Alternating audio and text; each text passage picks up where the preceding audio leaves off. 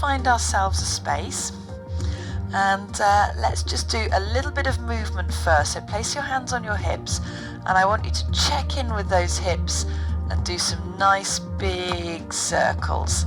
So circling the hips is really, really important for the pelvic floor and core movement. And let's just change direction.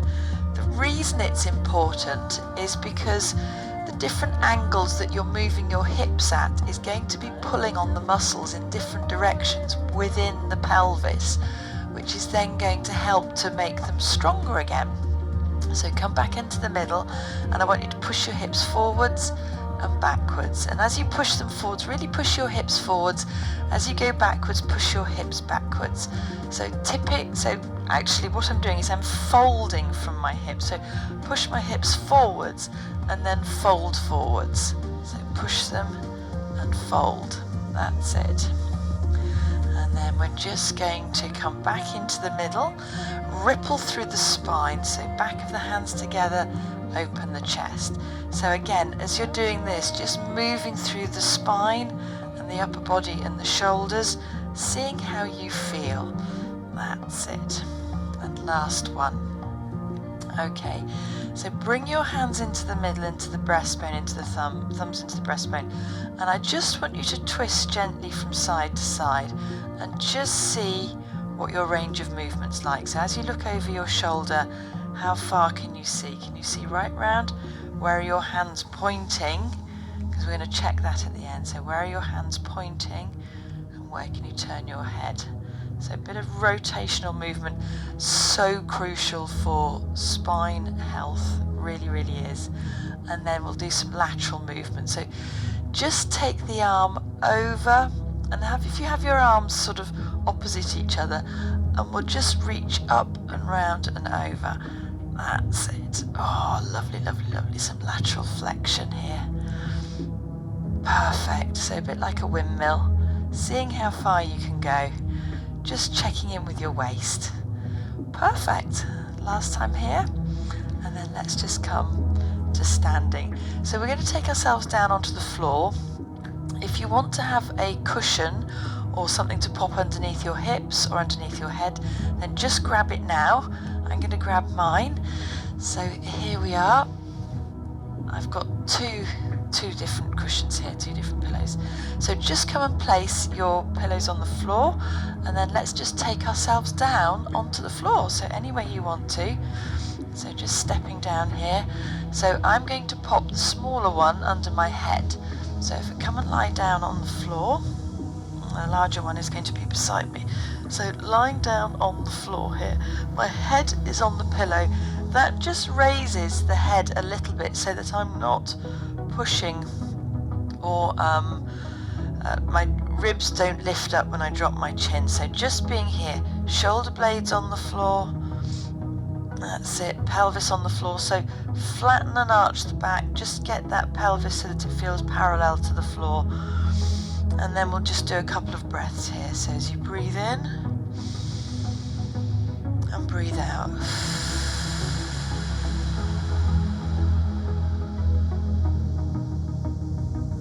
So all the way as you breathe in again. And think about those 100 candles on that birthday cake. So this is candle breathing. And as you exhale, just noticing, feeling, sensing underneath your fingers how your abdominal muscles all just change the tone underneath your hand. And again, as you breathe in and breathe out. So if you do have a diastasis recti, a separation, an abdominal separation, pop your fingertips on your tummy button and just place your fingers top and bottom of your tummy button. And again, let's just feel that separation. So then when you breathe out,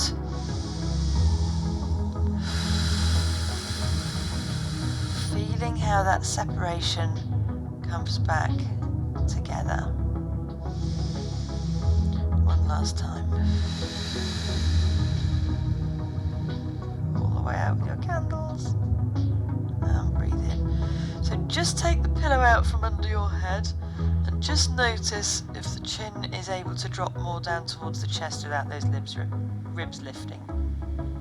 So hands on the floor beside you, press your feet down into the floor, which will engage the pelvic floor a bit, and then I want you to push your hips straight up and then straight back down.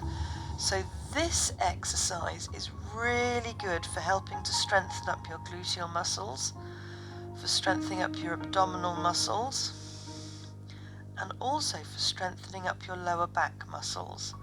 So press the feet into the floor and come back down. So again, press down into the mat, push your hips up, and then come back down. So we'll do 4 more of those. And just seeing how high you can get your hips, and just making sure you press those feet into the floor, pressing down. That's it. So 2 more. Press down into the floor as you send your hips upwards. And then last one. So press into the floor, push the hips up, and come back down. So we're going to change this up now. We're going to drop the hip from one side to the other. So push the feet into the floor, lift the hips. Let one hip drop, bring it into the middle. Let the other hip drop, bring it into the middle, and down. So with that extra rotation, we're bringing in the oblique muscles, which are your waist muscles. And again, they're really important because obviously they're part of the group of core muscles. So press into the floor, lift the hips up. Drop one hip down, bring it up in the middle, drop the other hip down, bring it up and lower. So because we've already done 8 hip lifts, and now we're adding to this with the twist, you'll notice how with the extra work, you're starting to probably feel your gluteal muscles, because they're helping to support your body in this straight line from shoulders to knees. So when you press the hips down, press the feet down, send the hips up, feel like your kneecaps are being pulled away to the wall in front of you. Keep your gluteal muscles squeezed. Keep your hips up. That's it. And then straight back down. So we've got 3 more of those. Lift. Press into the floor. Press down into the floor. That's it. Perfect. And lower. So 2 more. So these last 2, what I'd like you to do is to pop your fingertips on the floor. So press down with the feet and the fingertips. Push up. Drop one hip. Lift. And the other. Lift. And down. And then just release your hold on the floor. One last time. Press down with the feet and fingertips. So here we're engaging the core muscles already before we lift. So drop one hip, then the other, and back down. Perfect.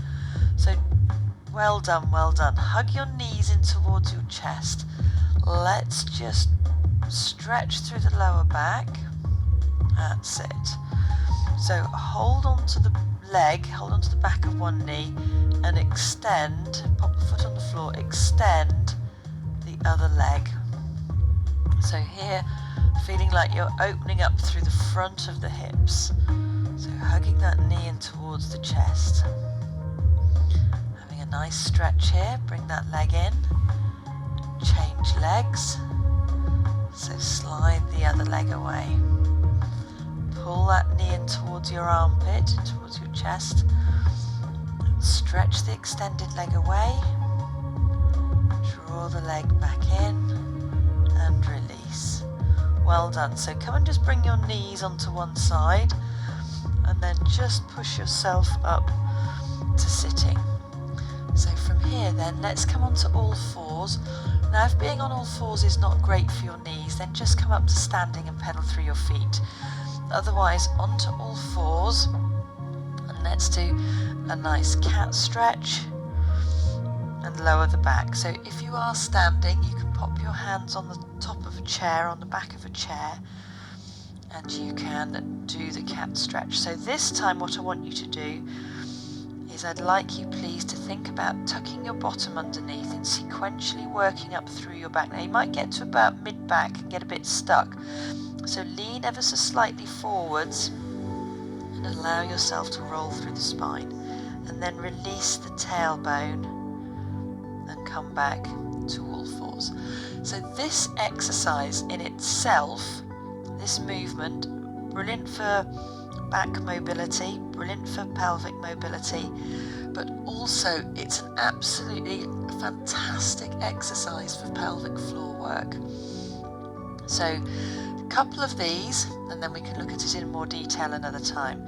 So you're on all fours.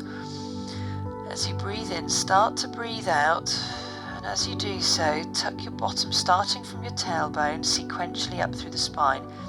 Lean a bit forwards as you get through, round up through the back, and drop the head. So from here, release the tailbone, so release the length, release the coccyx, lengthen through the lumbar spine, mid-back through thoracic spine, and then lifting the head through cervical spine. One more. Breathe in to prepare. As you breathe out, tucking your tailbone under, tucking the mid-back, shoulders arching up, drop the head. And then again from here, release that, so lengthen through the pelvis, through the lower back, through the mid-back, shoulders and neck. Perfect. Turn your toes under, walk your hands back to your knees, rock back onto your feet, push the feet into the floor, and come up to standing. And there we are. A little set of exercises to just work through and just to help strengthen up the midsection again. So just roll those shoulders. So let's just take one circle and the other. So circle one arm and the other, one arm and the other.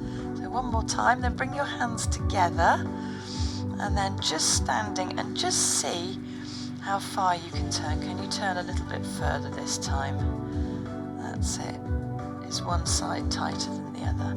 So fingertips, where are your fingertips pointing towards? Can you turn your head a bit further?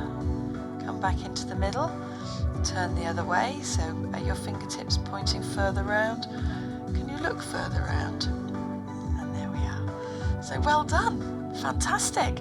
I hope that was helpful to you. And yeah, let me know in the comments below if you're enjoying doing these exercises, and we'll do more.